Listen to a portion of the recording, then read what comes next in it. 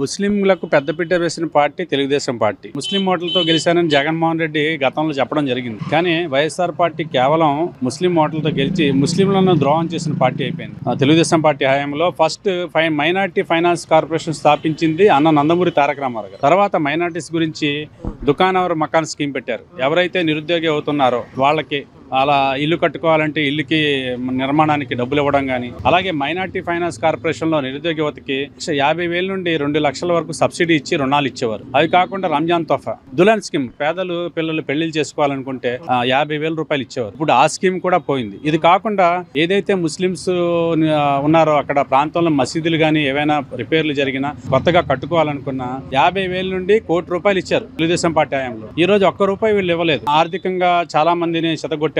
అలాగే ముస్లిం పైన అనేక దాడులు కూడా జరిగాయి. మౌలానాలకు మౌజానాలకు కూడా జీతాలు సక్రమంగా సరైన టైంలో ఇవ్వలేదు. విదేశీ విద్య, ముస్లిం పేద విద్యార్థులు ఎవరైతే ఉన్నారో ఉన్నత చదువులు చదువుకోవాలనుకుంటే అమెరికా కానీ యుఎస్ కానీ అలాగే ఇంకా ఇతర దేశాలు కానీ వెళ్ళి చదువుకోవాలనుకుంటే 15 లక్షల వరకు రుణం ఇచ్చేవారు. కానీ ఈ రోజు ఆ 15 లక్షలు కాదు కదా, ₹1,00,000 కూడా ఇవ్వలేని పరిస్థితి ఈ రోజు జగన్మోహన్ రెడ్డి ఉంది. అందుకనే మళ్ళీ ముస్లింలకు పెద్దపీట వేసిన పార్టీ ఏదైనా ఉంటే తెలుగుదేశం పార్టీ. తప్పకుండా ముస్లింలు తెలుగుదేశం పార్టీ వైపే ఉంటారు.